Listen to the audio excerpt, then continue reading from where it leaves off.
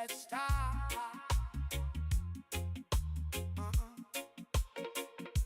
Yo, Biggie, watch the gossip. Interviewing the best, finding out the tips and tricks. Yo, Biggie, let's start.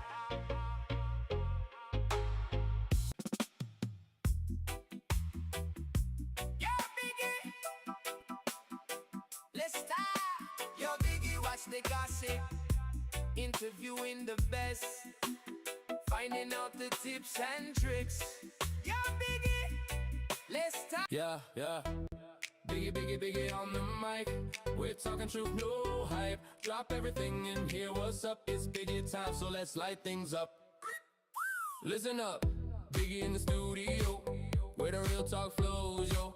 The vibe is buzzing, the truth is loud, but Biggie talking calm, keeping it proud. We got stories of struggle, from hardship to hope, from the block to the globe. Yo, Biggie, break it down, break it clear. No filter, no lies, just sincere. Follow Biggie, big. Hit like and let's talk. We're not about drama, just about the life we walk. Drop everything and hear what's up. It's Biggie time, so let's light things up.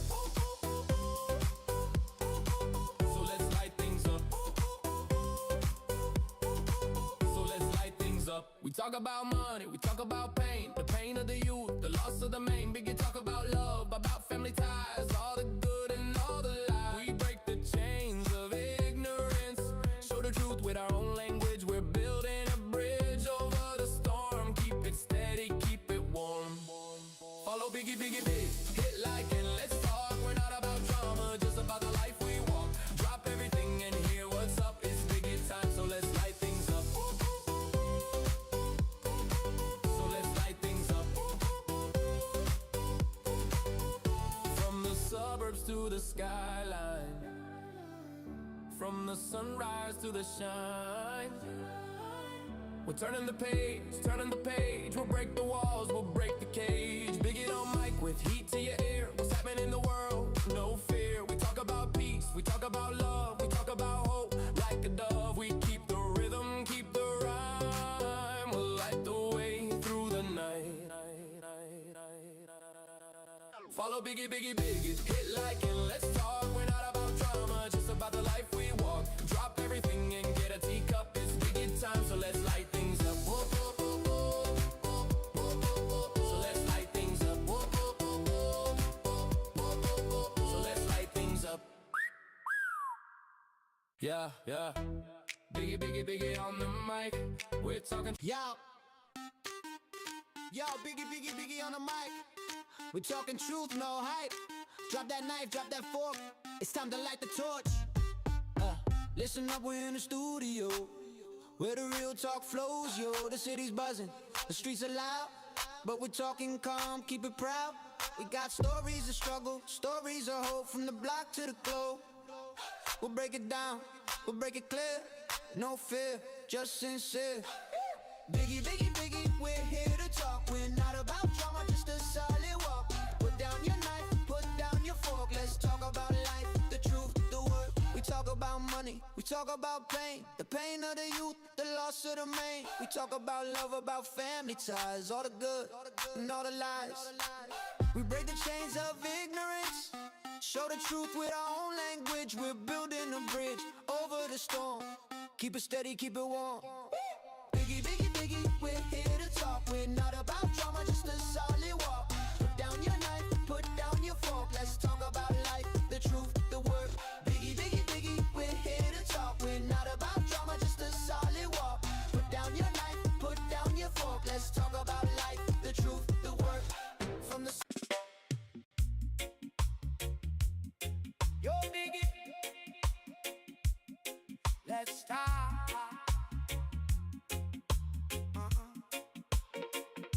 Yo, Biggie, watch the gossip.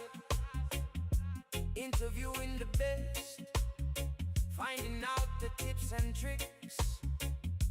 Yo, Biggie, let's start.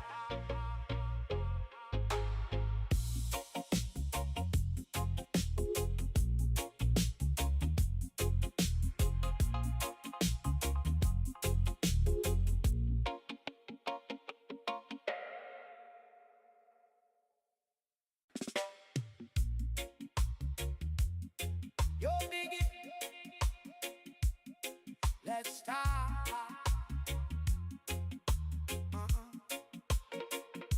Yo, Biggie, watch the gossip, interviewing the best, finding out the tips and tricks.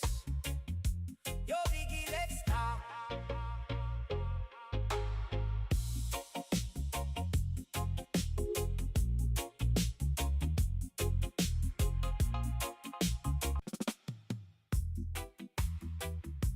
Yo, Biggie, let's talk. Yo, Biggie, watch the gossip, interviewing the best, finding out the tips and tricks. Yo, Biggie, let's talk.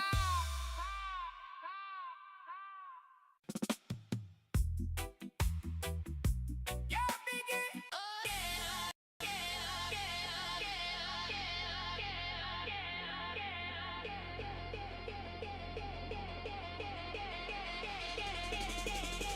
Let's talk. Biggie, Biggie, Biggie on the mic. We're talking truth, no hype. Drop everything and hear what's up. It's Biggie time, so let's light things up. Listen up, Biggie in the studio, where the real talk flows, yo. The vibe is buzzing, the truth is loud, but Biggie talking calm, keeping it proud. We got stories of struggle, from hardship to hope, from the block to the globe. Yo, Biggie, break it down, break it clear. No filter, no lie, just sincere. Follow Biggie, Biggie, Biggie, hit like and let's talk. We're not about drama, just about the life we walk. Drop everything and hear what's up. It's Biggie time, so let's light things up. We talk about money, we talk about pain. The pain of the youth, the loss of the main. Biggie talk about love, about family ties. All the good and all the lies. We break the chains of ignorance, show the truth with our own language. We're building a bridge over the storm. Keep it steady, keep it warm. Follow Biggie, Biggie, Biggie, hit like and let's talk. We're not about drama, just about the life we walk. Drop everything and hear what's up. It's Biggie time, so let's light things up.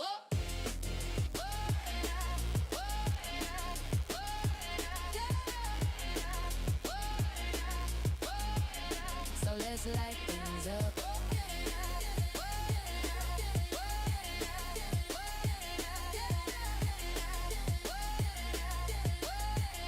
So let's light things up. From the suburb to the skyline, from the sunrise to the shine. We're turning the page, turning the page. We'll break the walls, we'll break the cage. Biggie on mic with heat to your ear. What's happening in the world, no fear. We talk about peace, we talk about love. We talk about hope like a dove. We keep the rhythm, keep the rhyme. We'll light the way through the night. Follow Biggie, Biggie, Biggie, hit like and let's talk. We're not about drama, just about the life we walk. Drop everything, get it till what's up. It's Biggie time, so let's light things up. Biggie, Biggie, Biggie, hit like and let's talk. We're not about drama, just about the life we walk. Drop everything and hear what's up. It's Biggie time, so let's light things up.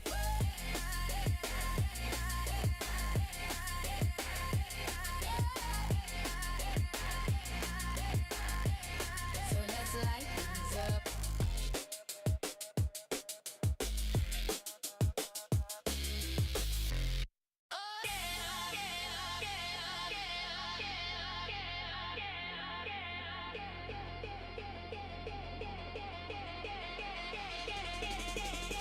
Let's talk. Biggie, Biggie, Biggie on the mic. We're talking truth, no hype. Drop everything and hear what's up. It's Biggie time, so let's light things up. Listen up, Biggie in the studio, where the real talk flows, yo. The vibe is buzzing, the truth is loud, but Biggie talking calm, keeping it proud. We got stories of struggle, from hardship to hope, from the block to the globe. Yo, Biggie, break it down, break it clear. No filter, no lie, just sincere. Follow Biggie, Biggie, Biggie, hit like and let's talk. We're not about drama, just about the life we walk.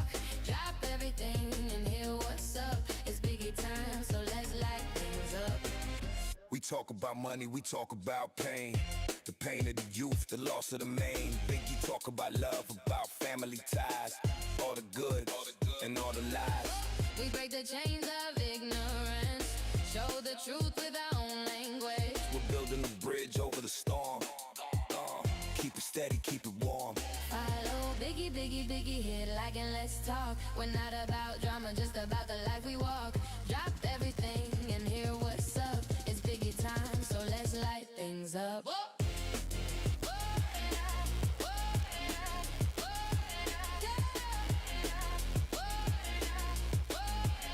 So let's light things up.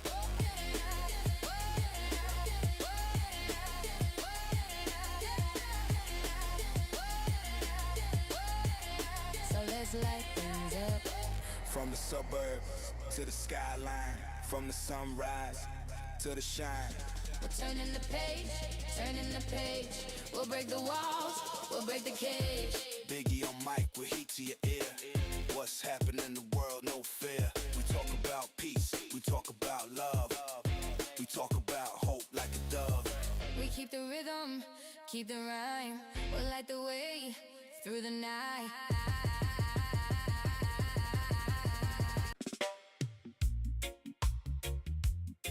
Yo, Biggie, let's start.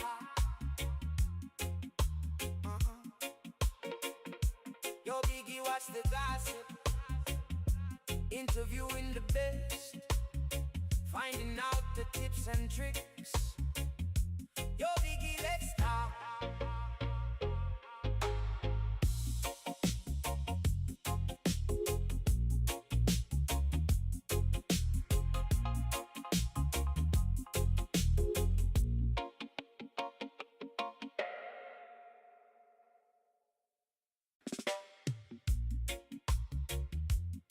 Yo, Biggie,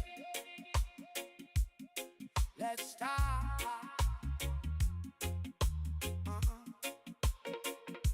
Yo, Biggie, what's the gossip? Interviewing the best, finding out the tips and tricks.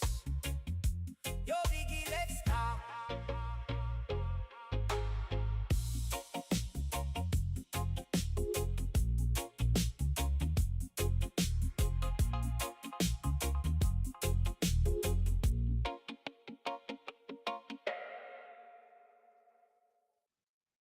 Good evening, good evening, good evening. Welcome to episode 69 of Biggie Let's Talk. Make sure you smash that like button.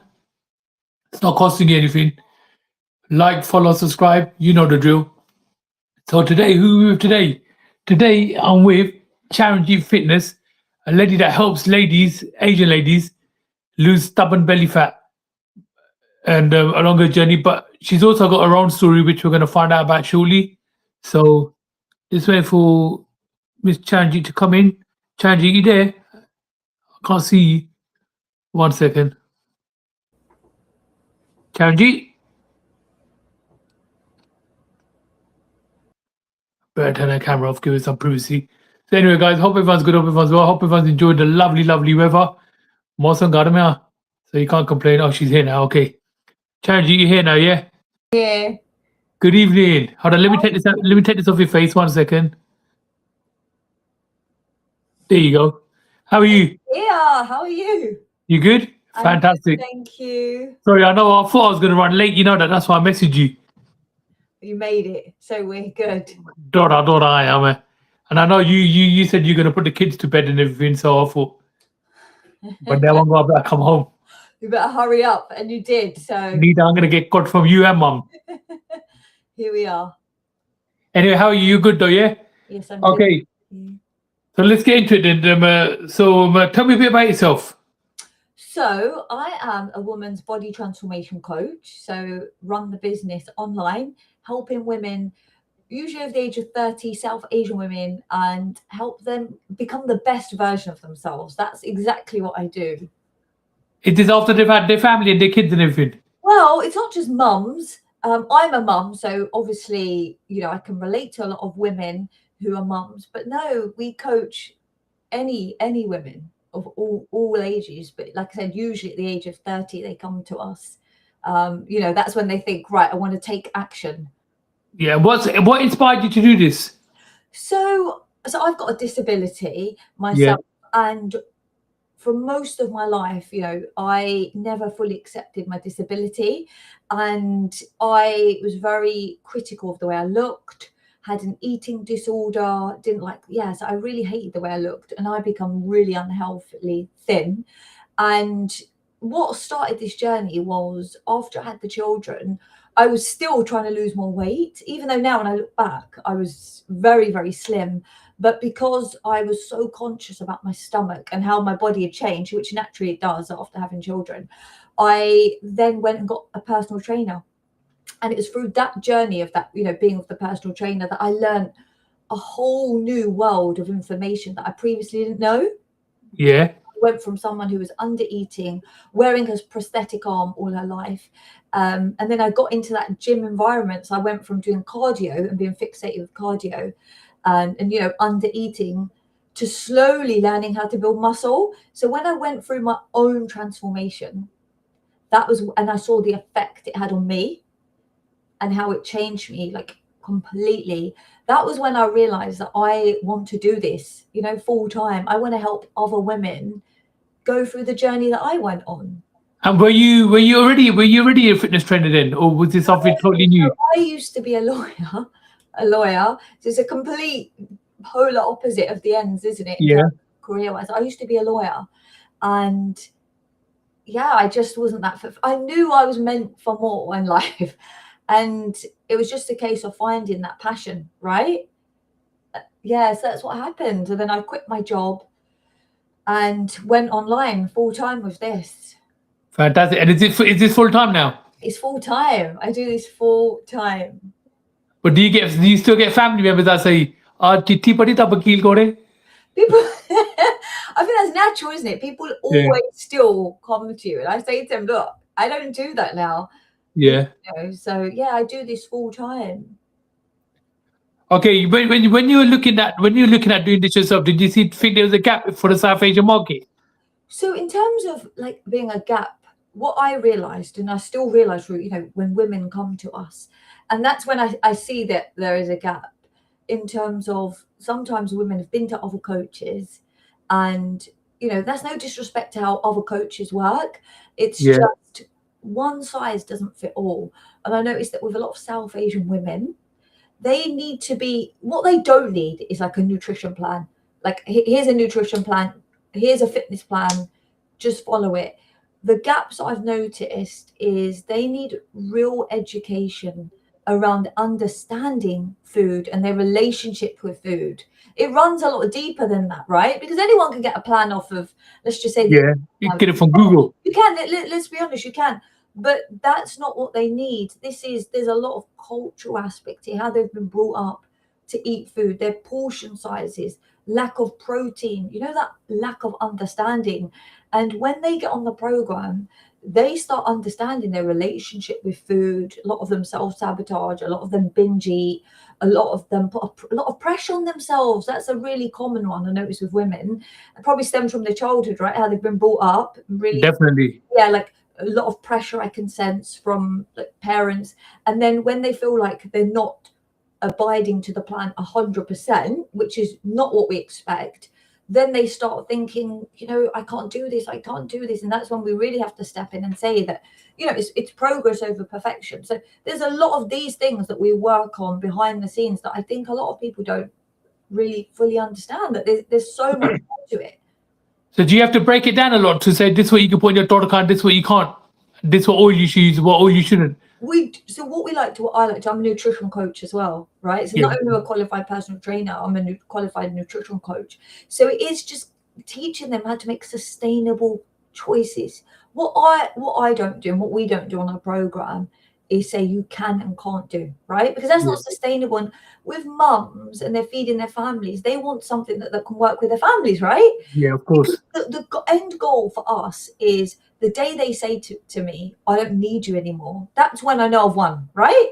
That's true. That's how I see it. That's the benchmark for me. When they can turn around and say, Charanjit, I don't need you, and then I'm like, that's when I know they fully understand how to do this by themselves. So it's not a case of you can't eat this, you can't eat that. It's teaching them how to do things in moderation, right? because when they go out, a lot of them, weddings, parties, restaurants, It's non-stop. is non-stop. So we want them to be able to still enjoy it. I still very much enjoy my life, but it's about making better choices, right? And teaching them that these are the macronutrients, protein, how carbohydrate. A lot of them say, oh, we've not been eating roti for ages, and I get really shocked. That's a cultural big part of our culture. Traditional foods. We don't want to cut. 100%. We don't want to cut those out. We just want them to know that if you pair this up with maybe some Greek yogurt, okay, you can have your dal. If maybe your breakfast is high protein, there's ways around it that we have to really explain to them to make them. Yeah, it's about educating them, I guess. Okay, so once they turn around and say to you, okay, that's it, game over, Charanjit, I don't want to use you no more. Are you still on the phone on the other side if they need you ever? They might have a relapse or something. All the time, and that's the reality of it, right? That is the reality of it. It's not smooth sailing. I would be lying to you if I said clients come on to a plan, it's smooth sailing. It's absolutely not. But it's not. You'll get that from them a lot, right? I feel like I can't do this, and that's when I step in and say, what part of it, and I break it down to them. And then when you listen to them, again, they're getting overwhelmed, right? Busy mums juggling 100 things at once, work, kids, family, all of this. And then when I sort of say to them, let's tone it down then. Let's strip back. If you're having a really overwhelming week, which can happen, let's just reassess and adjust the targets. Do what you can. Something's better than nothing. And when they hear that, and they always say, oh, I thought you were going to shout at me. And then again, that's when I recognize it's probably that other voice in the head, right? That other voice in the head, definitely. And that's why they're in this vicious cycle, probably of quitting behind the scenes when they're doing it for themselves. And I will step in and say, it's okay. Like, it's absolutely okay. And sometimes that's all they need. Like a cheerleader almost in their corner. Pep talk. Yeah, that's it. Sometimes that's all you need to hear, isn't it? That you can do this. And Tension nahi karni. Sorry, pardon? Tension nahi karni. You can do it. That's exactly it. Okay, so you must get people that say, okay, I've got a wedding this weekend, I've got a cunt part next weekend, I've got a birthday party the following weekend, or I'm at uni and I got it. Sorry, I'll just put my charger. Okay, no worries. But yeah, go on. And then, so is that? Did you help them plan that? Yeah, so it was Vasaki, I think 2 weeks ago. So my messages were getting flooded. Like, there's always something going on, isn't there? Now it's wedding season. Yeah. Even now, if I just got on the call to some of our clients have sent me plates. They send pictures of their plates. The portion sizes. They do, and they say, can you help me work out how many calories this is, how much protein? So it's very common. They go out to restaurants. I just say, send me the menu, and we can go through it together, right? So you can still enjoy life, but it's all sort of pre-planned. And yeah, with weddings, definitely, I always say to them, where like at Asian weddings, you rack up a lot of sugar, is just soft drinks and sugars, right? Yeah. So I might say to them, why don't you cut back on the juices? Because I don't know how many times you go to a wedding, there's like juice everywhere. Yeah, the Rubicon everywhere. Rubicon, let's be honest, it's Rubicon. So and that's the worst. Yeah. So then I will say to them, why don't you cut back there, have the dessert, right? Starters, focus on protein options. You know, don't ever turn up hungry. And that's the big one. A lot of them will say, we used to starve ourselves, right? We will starve ourselves before we go out to eat. And I've completely had to reframe the way they think. So like I said, there's a lot of work, because imagine you've been one way all your life, and then, you know, you're slowly adjusting to these new habits. See, my mom used to say the same thing. So before I go to a wedding, I never used to eat the night before. And then my mom, when we used to get to it, obviously I got back up a good about 10, 15 years now. But when I used to go to a wedding, my mom used to say, "Ek dana hoye to plate na parli apne le." Right? And delusions na kaddi utthe. Because I know what you're going to start stuffing yourself. Yeah. Because if you have to go back the second time. Don't just feel like you play out the first time. Because I used to be like, yeah, pardo, dekhi jaunge. I fill my plate up.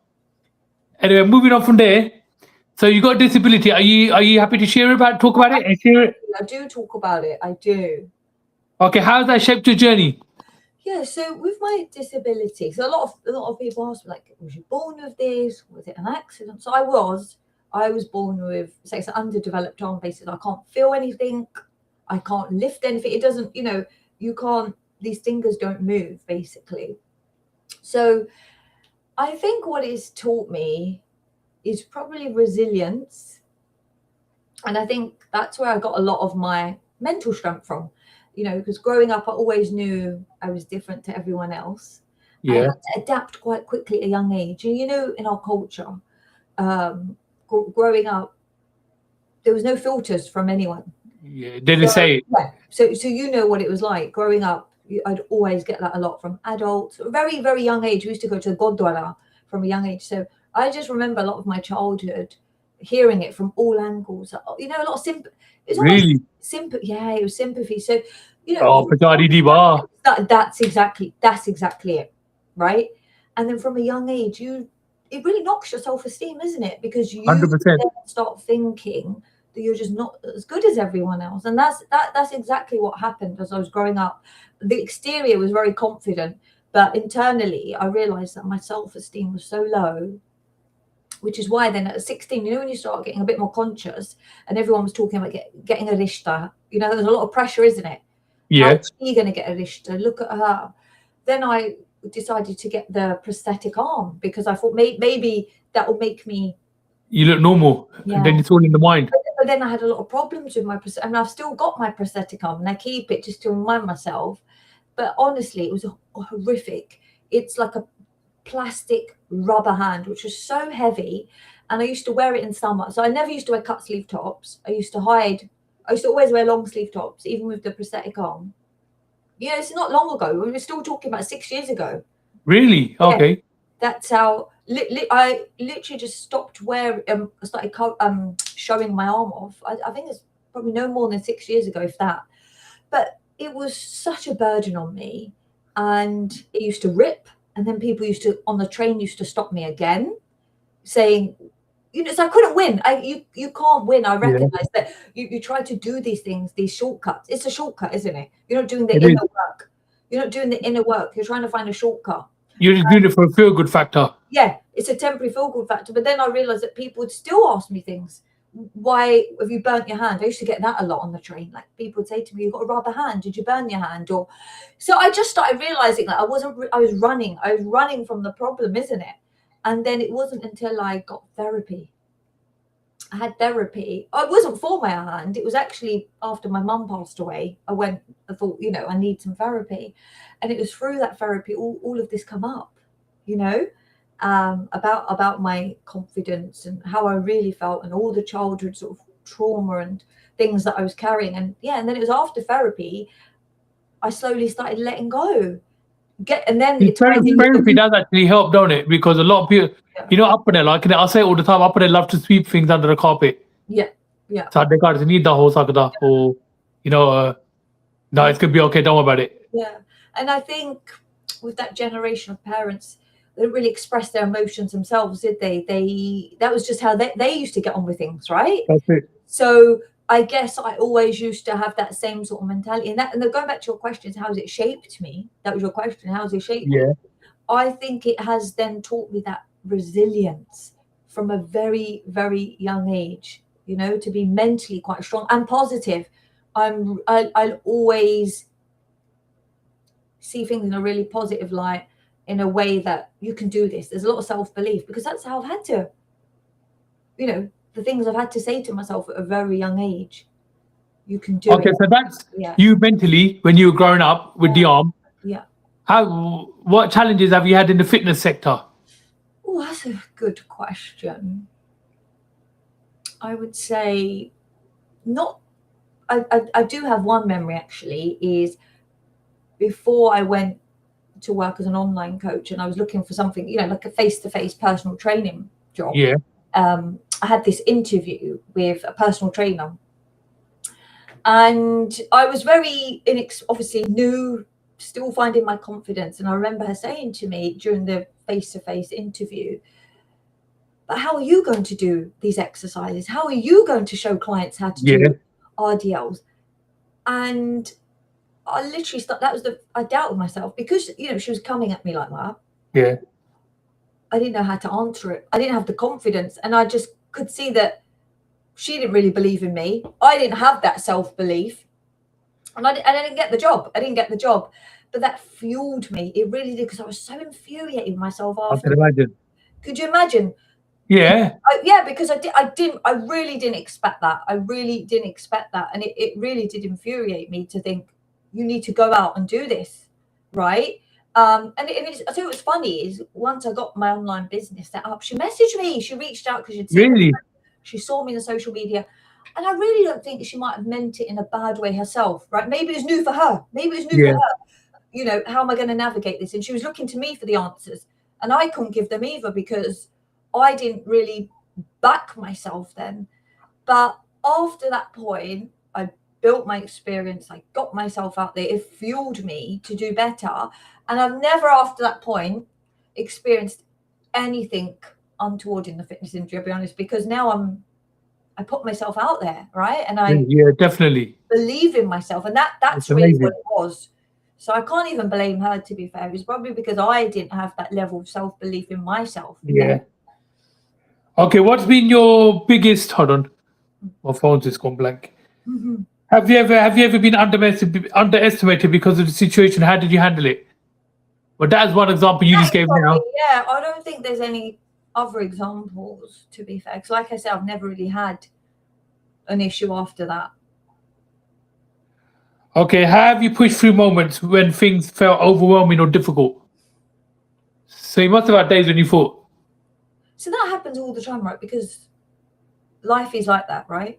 yeah, Always difficult moments. Like I'll give an example. When my mum passed away, it's probably one of the hardest things I've ever been through. And what kept me going is because I guess I don't rely on motivation.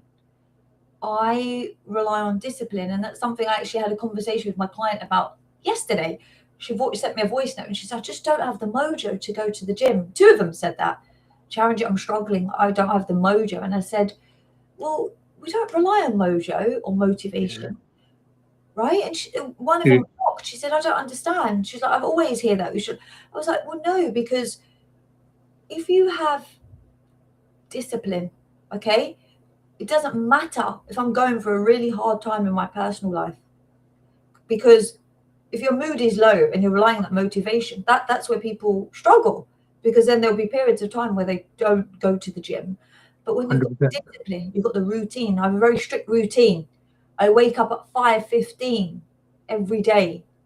And when you've got that routine, and also knowing how good the exercise made me feel through the toughest moments of my life, is another reason that drives me to keep going. Because for me, and they say exercise is like therapy, and I really do believe that is, right?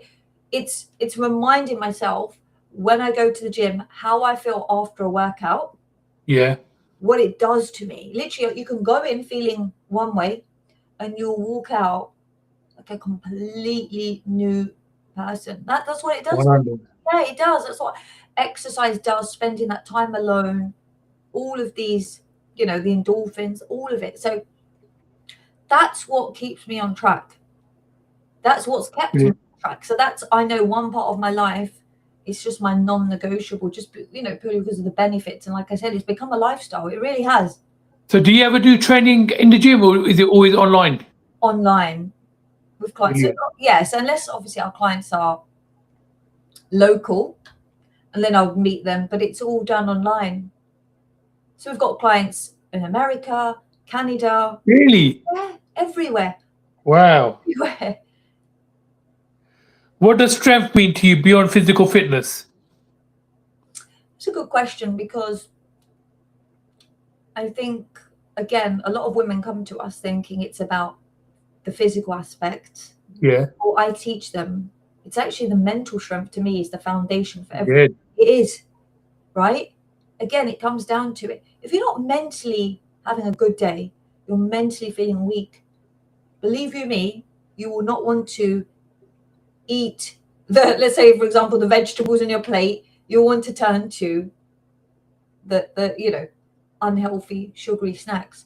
And that's why we really in the program, myself as a coach, focus so much on teaching our clients how to strengthen the mind. The mind, the brain is the most important muscle for me, right? So that's why I journal, I meditate, and these are the things that I encourage the clients to do as well.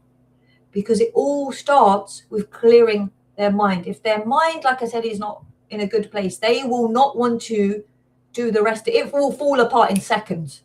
So for me, it starts the other way around. You train their mind first. You build that strength, and then I know they can do the rest. They will be able to do the rest. Fantastic. Yeah. 100%. Why is stubborn belly fat, such a common issue for women over 30? What it is, I think after 30, as a woman, your hormones change. Okay, there's a lot of changes going in your body, metabolism starts slowing down. A lot of women at 30 now, like high flying careers, long hours, stressed. Okay, stressed about probably a lot of our clients again that come at the age not finding their person. So there's a lot of stress at that age, and I think that's when, and they've probably by 30, another thing, with social media, as much as you get a lot of knowledge out there, there's a lot of misinformation out there about It what can put you down as well, can't it? Yes. So I think by the time they're like women are 30, they've tried every diet under the sun. They have probably they're in quite a bit of a bad way. And that's when it will impact, their body. Okay, so you said you go online. Do you get a lot? Because you said you get people from around the world. Yeah. So America, Canada, and that. Yeah, I've got, Would you say most of your clients are before they get married, so they want to look good, or after once they're married, or is it a mixture? mix. I've got the minute quite a lot of brides we're helping get into shape for their wedding, which is, I love those as well. How exciting is that? I've nearly finished Big with time. one. I've nearly finished with one. It's incredible seeing like her transformation. So I really love working with those type of clients because that's quite rewarding as well. Then we've got I'd say, so they're like the 30 bracket. Then I've got the newer mums, just had their kids, want to get straight away back into their, pre-pregnancy clothes. Yeah. A lot of my range, 40, going through perimenopause, body changes again. Okay. Wanting to get into their best shape for 40, right? And then I've got the other bracket that I'd say it's the 50-year-old range, right? Who's all about health, not wanting to get diabetes, looking after their heart health, not wanting to joint pain. So there's, you see all the different sort of stages through life. Definitely. Yeah. So we get to work with a whole range, which is what I absolutely love. Okay. What's the biggest mistake women make while trying to lose weight? Biggest under eating, I'd say. Believe it or not, one of the hardest things to this day that I would say I struggle with is trying to get our clients to eat more. It's like a daily battle with some clients because in their heads, they've come to us thinking, but we've been told that you shouldn't be eating. Yeah. Right? It's been drummed into their head by family members. Why are you eating so much? And the truth is, I recognize that it's actually the opposite. They're not eating enough.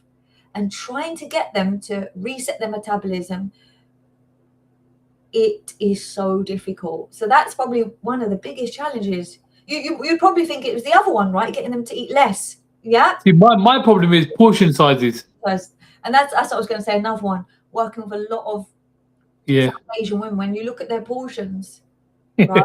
They're a lot of rice. That's carbohydrates. Okay, and just big portions.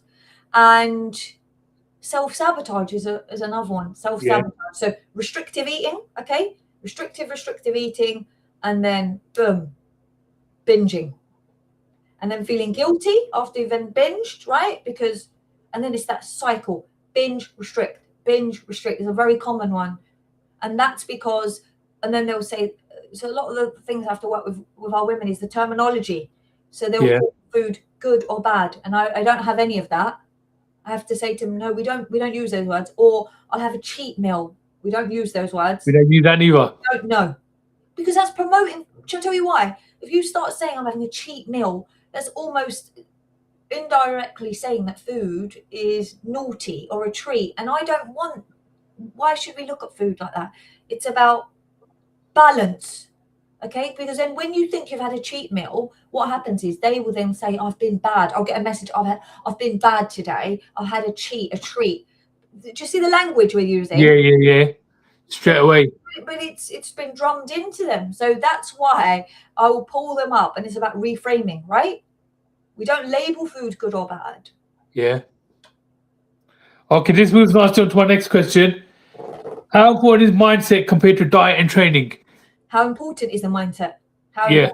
So again, that will probably tie into what I said earlier, that the mindset is the most important thing.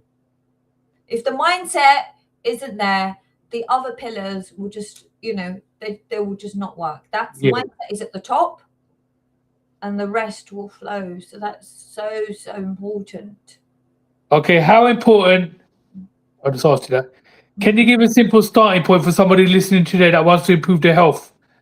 And Look at someone who's starting out. I'd probably say habit stacking. That's probably one of my favorite things I say.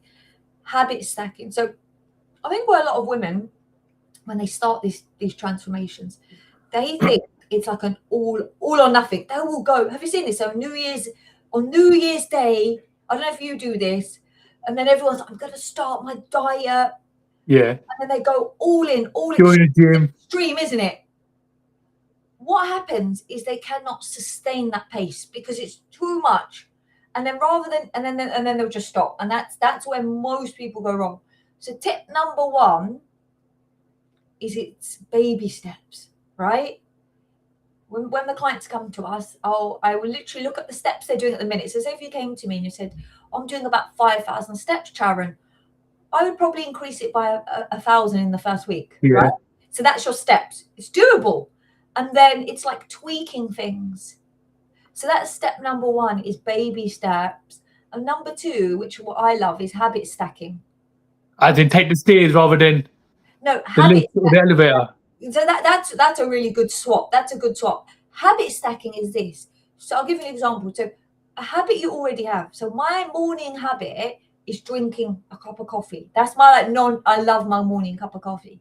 So then if I want to introduce another habit, you're more likely to be successful if you stack it onto a current habit. So I need to have collagen, okay, which is a shot of powder. Yeah. Right? I have attached that new habit to a current habit of mine, which is drinking coffee, by putting the collagen into the coffee. Now, by doing that, that guarantees that I'm always going to hit that collagen goal habit, right? With your bad habit. Yeah. With my bad habit. Remember, we don't use the word bad, but what I'm saying, so say you already drop the kids, if there's a mum out there, and you might do, I don't know, a 5-minute walk. Why don't you stack onto that habit and do a 10-minute walk? Because that's something you already do. You're just building onto it. So do you see what I mean? So habit stacking really works, I find. You're just adding on to something you do, and then you're more likely to stick to it. And when you stick to something, you build trust within yourself, don't you? And that's when you get the results with the consistency. The key to it is being able to be consistent with this. And again, that's where a lot of people fall off, because they cannot stay consistent. And that's why they can't, that's it. They come to a coach, not only for the education, all the other things I said, but the real truth is they cannot stay consistent long enough for all the reasons I told you, right? It's that. Definitely. Okay. Do cultural bad habits and traditions play a wide role in weight struggle for South Asian women? They do. I'll give you an example of this. Yeah. I'll give you an example of this. Chaat sugar na pai laddu do de. Yeah. Who tells you to do that? I've heard it loads of times. Don't put no tea, don't put no sugar in my tea, but give me 2 laddu instead. Stop. And you never heard that? No, I haven't come across that one, to be fair. Okay. But that's a really good example, right? That's like a prime example of how our culture, all these cultural things do impact our children, which is why, right? Why so many South Asians have diabetes, for these reasons. Yeah, definitely. Right? Because even with my dad, and I put this on my Instagram, he was diagnosed, right, with pre-diabetes. He was really close to it. And it was his Is that borderline? borderline. It was like urgent. It was like, and I thought, I've only got one parent, for God's sake. Yeah. I need to help him. And a lot of it was, again, he goes to God every day, my dad. So by that time, he's had langar, he's had prashad, he's had kheer, then he's had jalebi with tea. Do you see what I mean? Like, that's just how we've always been raised, isn't it? And so a lot of this comes into play, isn't it? And then with roti, they put so much ghee on, and the extra things. Yeah, definitely. Yeah, so I just had to almost teach him, retrain him, and get him to walk. He did a lot of walk. Now he does his steps, which is great. But it works, right? Because he's now clear. He's got all clear. Oh, fantastic! Believe it. So he has like his porridge for breakfast, which is really good. Oats. And what would he have had before? You don't think he had breakfast? Jar. Really? Yeah, they have tea. Then they'll go to Godra, then they have like a samosa. He said to me, John, I used to eat a lot of samosa. I just used to sit there, social, socially as well, though, isn't it? Binge along. So, yeah. You don't think.